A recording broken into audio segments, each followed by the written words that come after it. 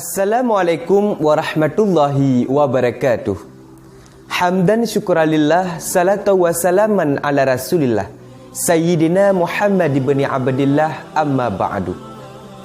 Saudaraku seiman dan seakidah, pada kesempatan yang sangat mulia ini, mari kita membahas tentang penyakit hati.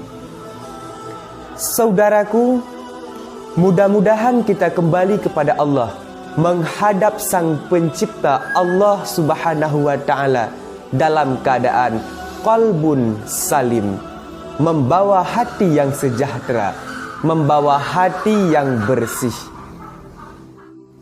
Karena yauma la yanfa'u malun wala banun, pada hari yang tidak bermanfaat harta dan anak, illa man atallaha biqalbin salim, kecuali orang-orang yang menghadap Allah dengan membawa hati yang sejahtera.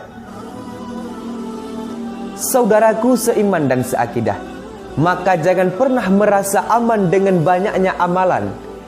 Jangan pernah merasa aman dengan banyaknya ibadah, seandainya hati kita masih busuk, seandainya hati kita masih memiliki penyakit hati, penyakit ujub, dengki, takabur, ria dan lain sebagainya yang bisa menghanguskan amalan itu sendiri.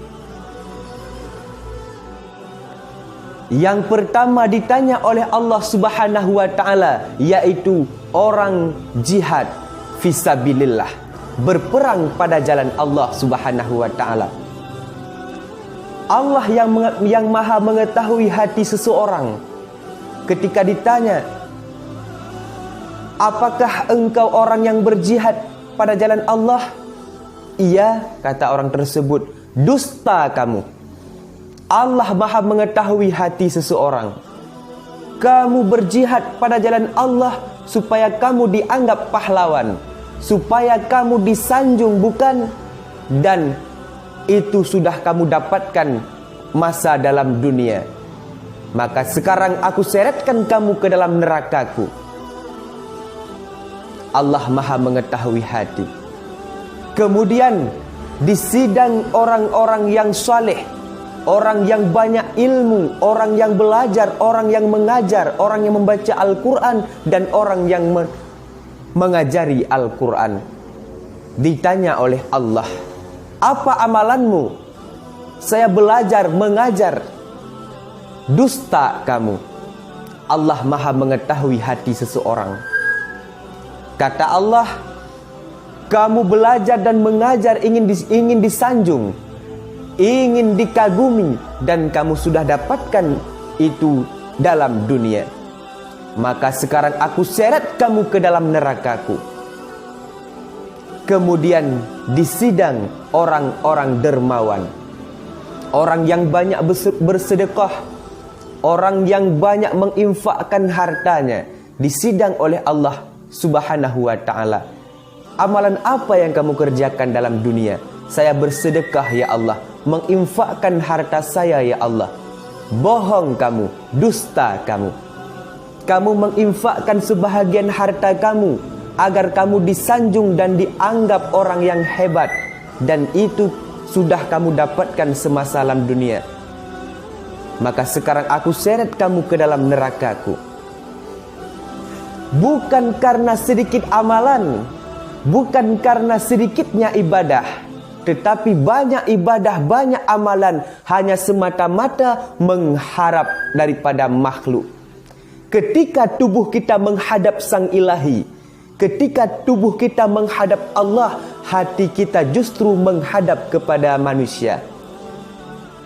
Menghadap kepada manusia, ingin dianggap orang hebat, ingin dipuji, ingin dikagumi, ingin dianggap kita pahlawan. Maka ketika hati kita menghadap kepada makhluk, maka seketika itu amalan kita hangus, dimakan oleh busuk hati itu sendiri. Oleh karena demikian saudaraku, mari bersihkan hati kita.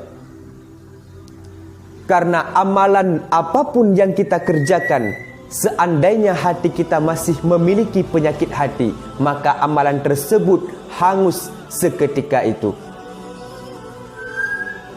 Saudaraku seiman dan seakidah, semoga kita kembali kepada Allah membawa qalbun salim, hati yang sejahtera.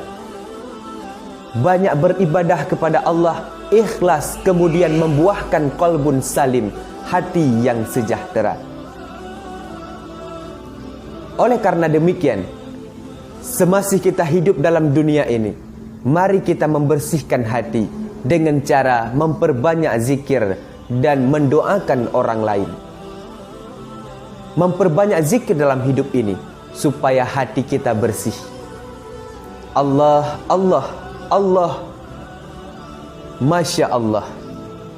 Perbanyakkan zikir dalam hidup ini. Kemudian mendoakan orang yang mendapatkan rahmat dan nikmat Allah. Jangan dengki kepada mereka. Bersihkan hati. Oleh karena demikian, semasih kita hidup dalam dunia ini, mari menjaga hati daripada sifat dengki, ujub, takabbur, ria dan lain sebagainya yang bisa merusak amalan kita.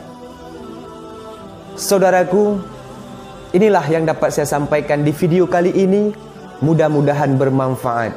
Amin, amin ya rabbal alamin. Billahi taufik wal hidayah. Assalamualaikum warahmatullahi wabarakatuh.